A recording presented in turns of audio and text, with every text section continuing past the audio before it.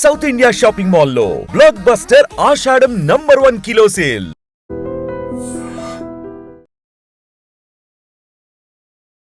నమస్తే, welcome to I dream talking point with కవిత.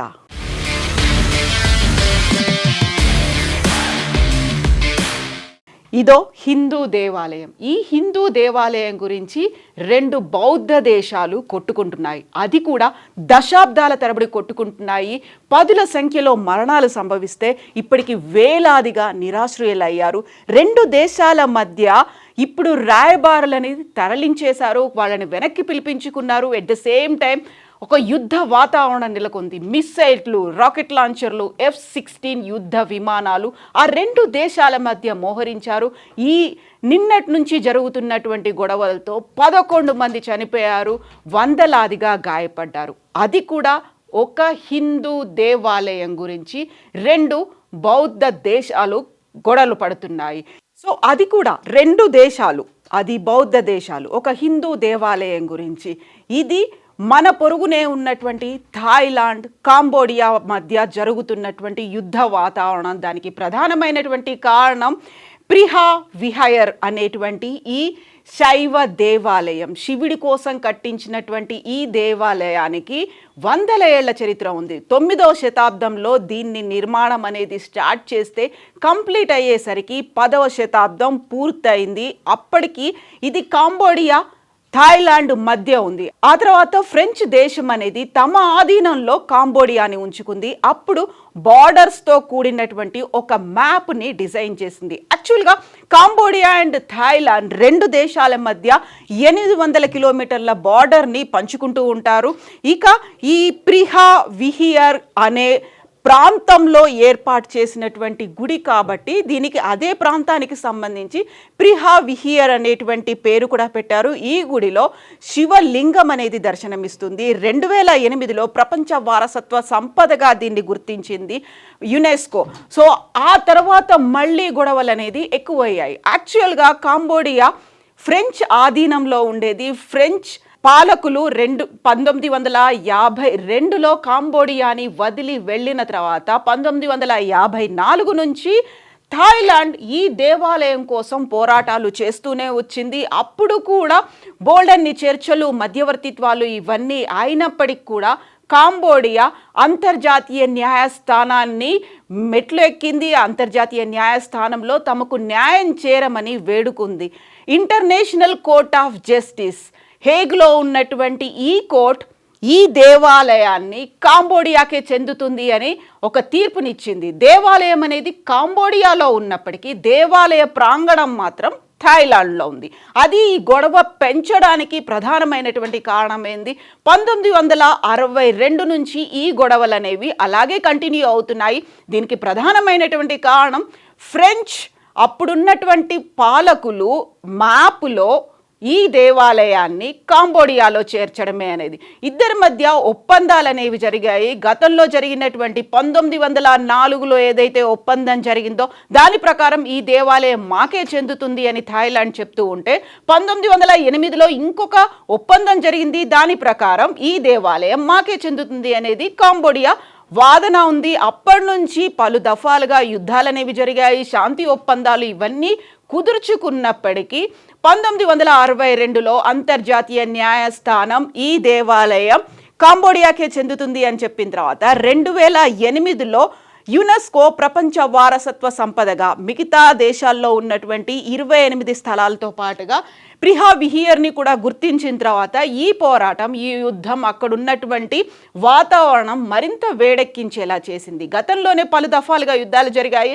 ఇప్పుడు మాత్రం సరిహద్దుల వెంట F-16లు ఉన్నాయి, మిసైల్స్ ఉన్నాయి, రాకెట్ లాంచర్లు ఉన్నాయి. గతంలోనే కాంబోడియాకి చెందినటువంటి ప్రజలు అక్కడ ఉన్నటువంటి స్థానికంగా బోర్డర్లో ఉన్న వాళ్ళు 10ల సంఖ్యలో మరణిస్తే 10,000 మంది నిరాశ్రయులయ్యారు. ఇప్పుడు సడన్గా మళ్ళీ స్టార్ట్ అయినటువంటి ఈ యుద్ధ వాతావరణంతో రెండు దేశాలు తమ తమ రాయబారులని వెనక్కి పిలిపించుకున్నాయి. ఆ దేశాల్లో ఉన్నటువంటి తమ దేశస్తులను కూడా వెనక్కి రావాలనేటువంటి ఆ మాట చెప్పాయి. ఆ తర్వాత సడన్గా ఒక్కసారిగా అక్కడ యుద్ధ వాతావరణం మారిపోయింది. ఇప్పటిదాకా ఒక నివురు గప్పిన నిప్పులా ఉన్నటువంటి పరిస్థితి సడన్గా యుద్ధానికి దారి తీసింది. బార్డర్స్లో కంటిన్యూస్గా రాకెట్ లాంచర్లు మిసైళ్లు కురుస్తూనే ఉన్నాయి. F-16 యుద్ధ విమానాల్ని కూడా మోహరించారు. ఈ నేపథ్యంలోనే సైనికులతో పాటుగా అక్కడున్నటువంటి స్థానికులు కూడా మరణించడంతో ఈ భీకరమైనటువంటి ఘర్షణ ఇప్పట్లో తెగే పరిస్థితి కనిపించట్లేదు. యాక్చువల్గా కాంబోడియా అండ్ థాయిలాండ్ మధ్య ఈ టెంపుల్కి సంబంధించి ఇలాంటి వాతావరణం అనేది ఉద్రిక్తతలు నెలకొన్న సమయంలోనే చైనా ఎంటర్ అయింది. చైనా కూడా నేను మధ్యవర్తిత్వం వహిస్తాను, నేను శాంతి చర్చలు చేస్తాను, మీరిద్దరూ కలిసి కూర్చొని మాట్లాడండి అని చెప్పినప్పటికి కూడా అటు కంబోడియా కానీ ఇటు థాయిలాండ్ కానీ ఒప్పుకోలేదు. ప్రస్తుతానికైతే అక్కడ ఒక భీకరమైనటువంటి వాతావరణం ఉంది. ఇక ప్రిహా విహియర్ అనేది శివలింగానికి డెవలప్ చేస్తూ అక్కడ గుడిని అయితే నిర్మించారు. 800 కిలోమీటర్ల మేర ఉన్నటువంటి దాంట్లో ఇది డాన్రేక్ అనేటువంటి పర్వతం మీద నిర్మించినటువంటి ఈ టెంపుల్ ఇది. దీంట్లో గతంలోనే జరిగినటువంటి యుద్ధ వాతావరణం, ఘర్షణలు వీటన్నిటి నేపథ్యంలో అక్కడ ఉన్నటువంటి విగ్రహాల్ని థాయిలాండ్ తీసుకెళ్లిపోయింది అనేటువంటి వాదన ఉంది. అయితే అక్కడ అంతర్జాతీయ న్యాయస్థానం తిరిగి వాటిని తీసుకొచ్చి ఇదే గుళ్ళో ప్రతిష్ఠించండి అని చెప్పినప్పటికి కూడా ఇప్పటికీ సద్దుమణగని వాతావరణం అయితే ఉంది. ప్రస్తుతానికైతే టెంపుల్ కాంబోడియాలో ఉంది. టెంపుల్ పరిసరాలు, దాని చుట్టుపక్కల ఉన్నటువంటి దేవాలయ ప్రాంగణం అంతా థాయిలాండ్లో ఉంది.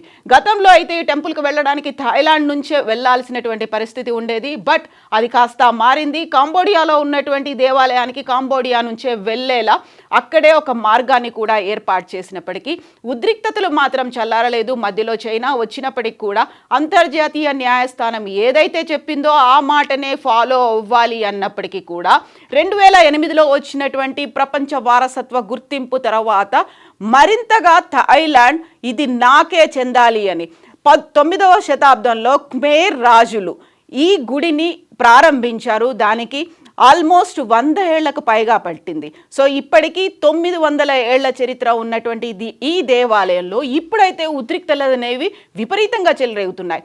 అందులోనూ ఇక్కడ ఉన్నటువంటి శాసనాలు కావచ్చు, అక్కడ లభ్యమైనటువంటి విగ్రహాలతో పాటుగా సంస్కృతానికి సంబంధించినటువంటి పదాలు, శ్లోకాలు, విగ్రహాలు కూడా ఉన్నాయి. అండ్ ఇక్కడ ఉన్నటువంటి నంది కోసం స్వయంగా కృష్ణుడు, అర్జునుడు పోటీ పడ్డారు, వాళ్ళ మధ్యలోనే యుద్ధం జరిగింది అని తెలిపేలా చిత్రీకరించినటువంటి శిల్పాలు కూడా ఈ దేవాలయం మీద ఉండడం అనేది ఒకవైపు సంస్కృతి, ఇంకొక వైపు సాంప్రదాయం, వీటన్నిటికీ తోడుగా అక్కడున్నటువంటి హిందూ మతం. యాక్చువల్గా ఇప్పుడు కాంబోడియాలు, ఆ తర్వాత థాయిలాండ్ అనేవి బౌద్ధ దేశాలుగా ఉన్నాయి. ఈ కాంబోడియాలో ఆంకోర్ వాట్ అనేది ఒక దేవాలయం ఉంది, అతి పెద్ద వైష్ణవ దేవాలయం. అందులోనూ శివలింగం కూడా ఉండడంతో అటు శైవం, వైష్ణవం అనే ఉంది. కాంబోడియాకి 140 కిలోమీటర్ల దూరంలో ఉంది ప్రిహా విహియర్. సో ఇది విచిత్రమైనటువంటి పరిస్థితి. బట్ అక్కడ విపరీతమైనటువంటి పరిణామాలు కూడా చోటు చేసుకుంటున్నాయి. ఇప్పటికైతే అంతర్జాతీయ న్యాయస్థానానికి ఇచ్చినటువంటి ఆ తీర్పును ఫాలో అవుతూ కాంబోడియా తమ దేశానికే చెందినటువంటి ఈ వారసత్వ సంపదగా చూస్తోంది. బట్ రెండు దేశాలు తమ ప్రైడ్కి చిహ్నంగా దీన్ని భావిస్తున్నటువంటి నేపథ్యంలో గర్వకారణంగా భావిస్తున్నాయి రెండు దేశాలు. బట్ ఈ దేవాలయం హిందూ దేవాలయం ఏ బౌద్ధ దేశానికి చెందుతుంది?